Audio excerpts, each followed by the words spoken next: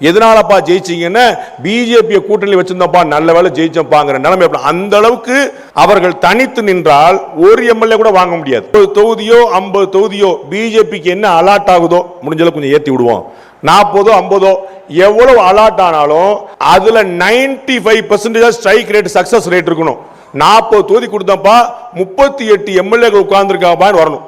அப்படின்னா தான் அந்த மாதிரியான ஒரு வளர்ச்சி தான் மகாராஷ்டிராலையும் பீகார்லையும் பிஜேபி நம்பர் 1 கட்சி ஆக்கியது.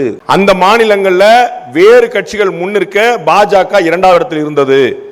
ஆளுக்கு பாதி சீட்டு வரைக்கும் பிரிச்சுக்கிட்டாங்க.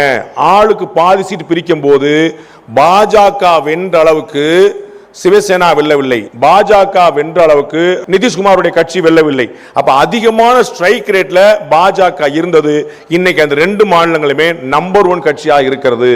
நாளைக்கு பாஜக கூட்டணியில உங்களுக்கு அதிமுக பாஜக எத்தனை சீட் ஒதுக்கப்பட்டாலும் அத்தனை சீட்டையும் வென்று கொடுப்போம். ஏடிஎம்கே கொடுத்தாலும் உங்களுடைய தொகுதியில திடீர்னு அம்மா மக்கள் முன்னேற்ற கழகம் இருக்கலாம், புதிய தமிழன் டாக்டர் கிருஷ்ணசாமி இருக்கலாம், எந்த வேட்பாளர் இருந்தாலும் எந்த கட்சி இருந்தாலும் இந்த தொகுதியை வெல்ல வைப்போம். அப்படின்னா தான் பிஜேபிக்கு ஒரு ஓட்டு இருந்திருக்கு, பிஜேபி ஓட்டு உள்ள விழுந்திருக்கு தெரியும். யோசிச்சு பாருங்க, விடுதலை சிறுத்தைகள் கட்சிக்கு 4 எம்எல்ஏ 2 எம்பி. அவர்கள் தனித்து நின்றால் ஒரு எம்எல்ஏ கூட வாங்க முடியாது. ஆனால் கூட்டணியின் மூலமாக 4 எம்எல்ஏக்கள் 2 எம்பி அவர்கள் கிடைத்திருக்கிறார்கள். அதனால அந்த கூட்டணியை டிஎம்கே வேல்யூ பண்ணுது, அவர்கள் நம்மோடு இருக்க வேண்டும் என்று விரும்புகிறது. அதுபோல பாஜகவை கூட்டணிக்கு வச்சோம், நாம ஜெயிச்சோம் அப்படிங்கிற எண்ணம் அதிமுகவுக்கு ஏற்பட வேண்டும். எதனாலப்பா ஜெயிச்சீங்கன்னா பிஜேபி கூட்டணி வச்சிருந்தப்பா, நல்ல வேலை ஜெயிச்சப்பாங்கிற நிலைமை. அந்த அளவுக்கு காரியகர்த்தாக்கள் அப்படின்னு நீங்க சொல்றீங்களே, செயல் வீரர்கள் அப்படின்னு தமிழ்ல சொல்லுவோமே, அந்த வீரர்கள் பூரா செயல்ல இருக்கணும், பேச்சுல இல்ல, ஆக்ஷன்ல, கிரவுண்ட்ல, தரையில.